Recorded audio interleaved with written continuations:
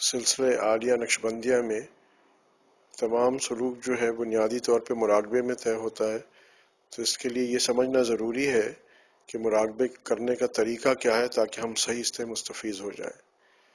تو اس کا طریقہ یہ فقیر عرض کرتا ہے، ایسا ایک وقت متعین کر لیں اپنے بنیادی مراقبے کے لیے جب پیٹ تھوڑا سا خالی ہو، گھنٹہ ڈیڑھ گھنٹہ کھانا کھائے ہوئے گزرا ہوا ہو۔ ہمارے مشائخ عام طور پہ فجر یا تہجد کا وقت چنتے تھے، مگر یہ آپ کو اختیار ہے، جو وقت چاہیں، پر ایسا وقت ہو کہ جب آپ کا پیٹ ذرا خالی ہو، بھرا نہ ہو، اور دوسرا ایسا اگر سکون کا وقت ہو، باقی مشاغل نہ ہو تو مراقبہ کرنے میں آسانی ہے۔ مگر یہ کہ آپ جو وقت چاہیں اپنے لیے متعین کر لیں۔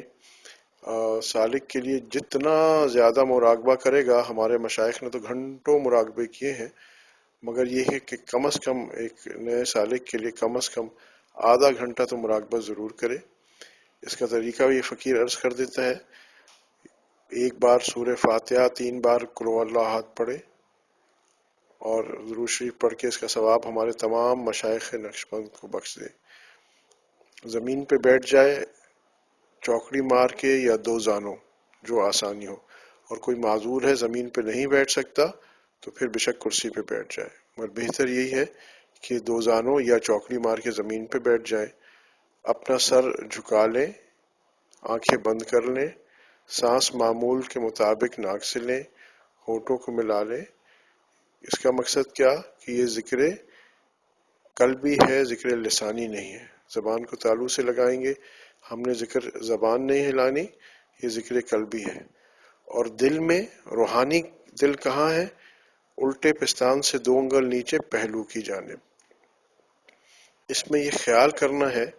کہ اللہ جل جلالہ امن امالو کے ذکر کے انوارات، تجلیات، برکات کا نور حضور اقدس صلی اللہ علیہ وسلم کے سینے مبارک سے، قلب مبارک سے، بزرگان دین سلسلہ عالیہ نقشبندیہ کے توسل سے میرے دل پر نور آ رہا ہے، جو میرے دل کے اندھیرے، گناہ، ظلمات سب مٹا دیتا ہے، اور میرا دل کہتا ہے اللہ اللہ اللہ۔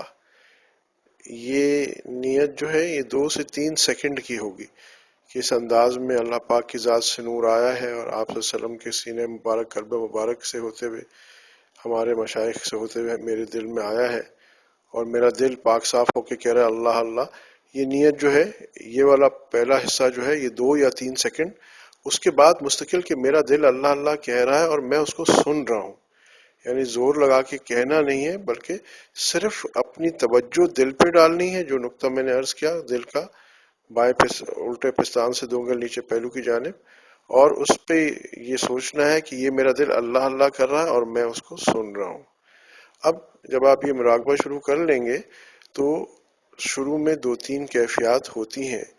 ایک یہ کہ انسان کی توجہ لگنے میں وقت لگتا ہے، مختلف خیالات آتے رہتے ہیں، بعض اوقات ایسے ایسے خیالات آتے ہیں جو بندوں نے سالوں سال نہیں سوچے ہوتے، اور انسان مایوس ہو کے اٹھ جاتا ہے کہ مجھے تو فائدہ نہیں ہو رہا، میں کچھ کر نہیں پا رہا۔ حالانکہ یہ بات نہیں ہے، دراصل جب مراقبہ انسان کرتا ہے اور اس نیت سے بیٹھ جاتا ہے تو 100% فائدہ اب یقینی ہے۔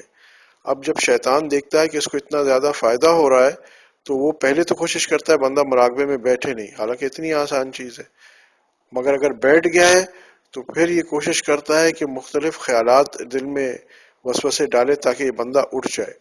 تو اگر آپ کو وسوسے آتے ہیں، اب بالکل گھبرائیں نہیں،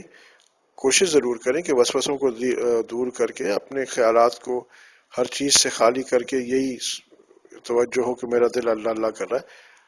پھر خیال آئے پھر واپس آ جائیں، پھر خیال آئے پھر واپس آ جائیں، پھر خیال آئے پھر واپس دل پہ توجہ دینا شروع کر دیں، تو انشاءاللہ آپ دیکھیں گے کہ یہ دور گزر جائے گا۔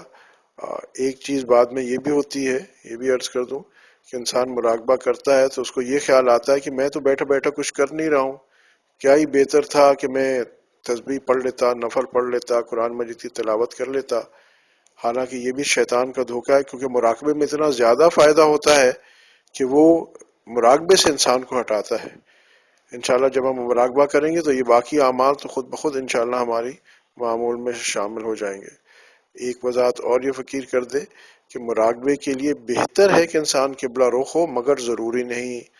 اسی طرح بعض اوقات ہم مجالس میں مراقبے کے دوران بتیاں بند کر دیتے ہیں تاکہ توجہ لگے، مگر اندھیرے میں کرنا مراقبہ ضروری نہیں۔ تو انشاءاللہ اس انداز سے ہم مراقبہ ذکر قلبی شروع کریں گے، اور یہ پہلا لطیفہ ہے، لطیفہ قلب۔ تو انشاءاللہ یہ اس پہ کریں گے،